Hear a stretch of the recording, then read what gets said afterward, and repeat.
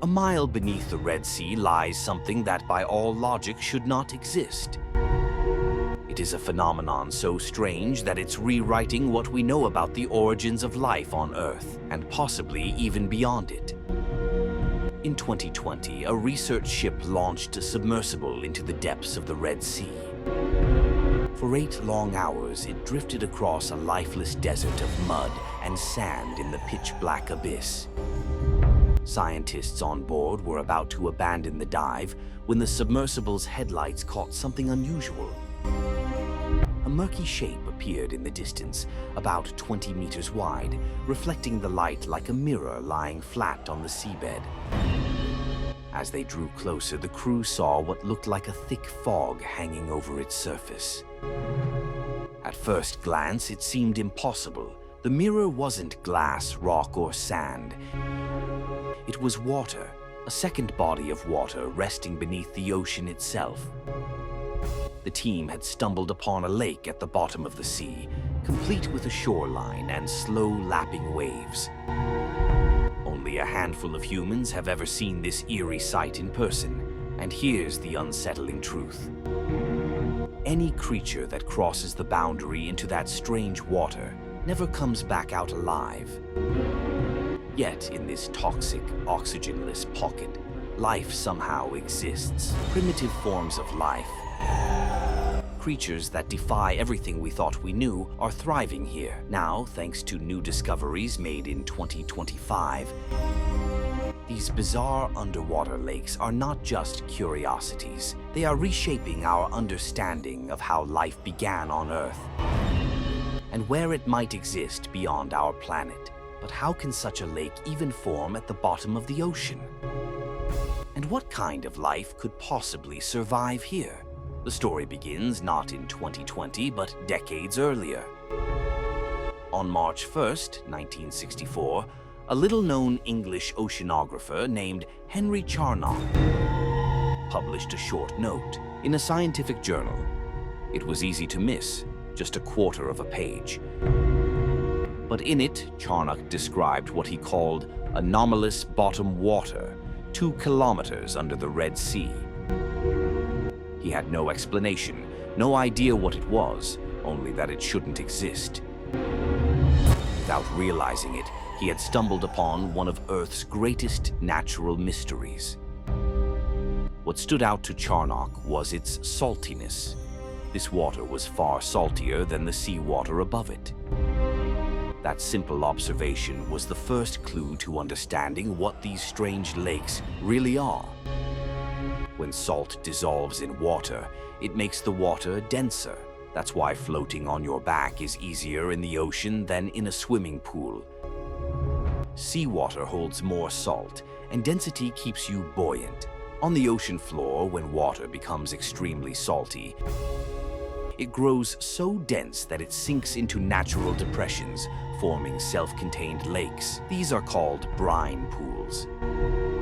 Their density is so extreme that even submersibles bounce off the surface as if hitting a trampoline. To a diver, if one could survive the crushing pressure, the surface would feel like a giant waterbed. Some brine pools stretch for kilometers, forming rivers, waterfalls, and lakes within the ocean itself. But why doesn't the brine simply mix into the surrounding seawater? After all, if you pour salt water into a glass of fresh water, it spreads evenly. The answer lies in 2 remarkable natural processes. First, there's something called double diffusive convection. At the bottom lies warm, salty brine.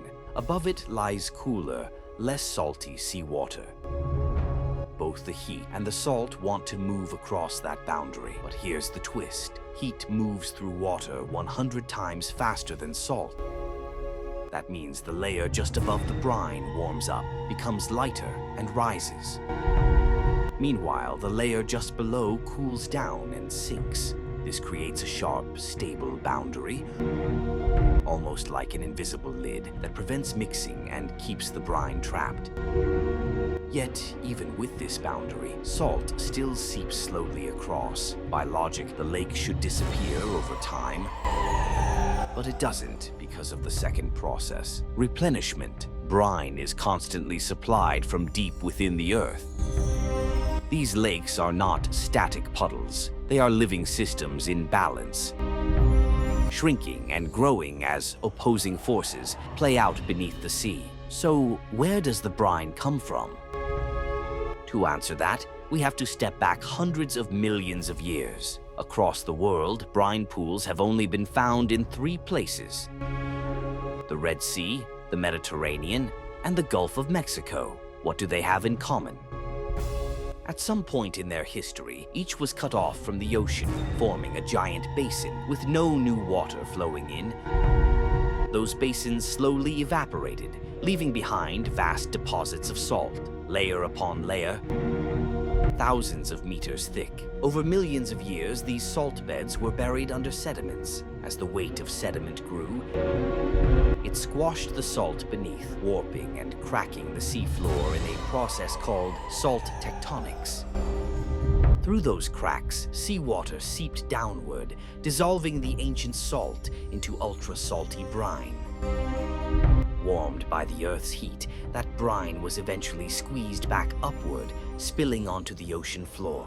And when it settled into depressions, the underwater lakes were born. These brine pools aren't always still. In 2018, scientists exploring the Gulf of Mexico discovered something even more dramatic. An underwater waterfall of brine. A dark stream of salty water was seen cascading down a slope into a waiting pool, leaving behind streaks of stained sediment and a trail of death, shells and fish corpses bleached white by the toxic water. Which brings us to a haunting question. What happens when life encounters these lakes? The answer is grim. On the shores of brine pools, scientists have found what look like underwater graveyards. Corpses of fish, crabs, and eels perfectly preserved in the salt for decades. When living creatures stray across the boundary, they go into violent convulsions, twisting and writhing before going still. The water is so salty that it strips oxygen from their blood, and it contains toxic levels of methane and hydrogen sulfide. For most life, these lakes are instant death traps, and yet paradoxically, they are also cradles of life. Around the edges of brine pools, ecosystems thrive. Vast colonies of giant mussels and bright green tube worms cluster in dense mats. Shrimp, crabs, and lobsters crawl among them. Octopuses and cutthroat eels hunt on the fringes, drawn by the concentration of prey. Hagfish, primitive eel-like creatures unchanged for hundreds of millions of years, lurk nearby, immune to the brine's poison. They slip into the toxic water to snatch freshly paralyzed fish, exploiting the lake as a deadly hunting ground. The real secret of these ecosystems, however, is microscopic. Inside the gills of the mussels live symbiotic bacteria with an extraordinary ability. They perform chemosynthesis. Instead of sunlight, they use methane from the brine to create food. This process mirrors photosynthesis, but relies on chemicals instead of the sun. In this way, the toxic gas that kills most creatures is transformed into the very energy that sustains life here. The implications are profound. Until environments like this were discovered, scientists believed all ecosystems ultimately depended on sunlight. Even deep-sea creatures were thought to survive only on food drifting down from above. But brine pools shattered that assumption.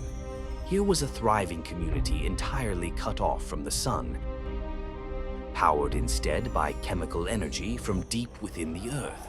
This realization has changed the way scientists think about the origins of life. For over a century, the dominant idea was the primordial soup theory. Charles Darwin himself speculated in 1871 that life began in a warm little pond filled with the right chemicals sparked into existence by lightning.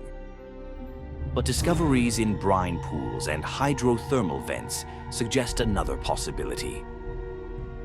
That life began in the deep ocean, in places where chemicals, heat, and water combined in just the right way.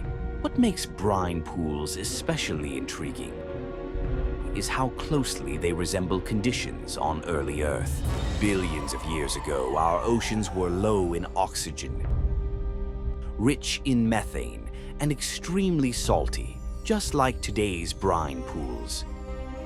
That's why many scientists now see them as windows into the past, natural laboratories where we can study how the first cells might have emerged, and the implications don't stop at Earth.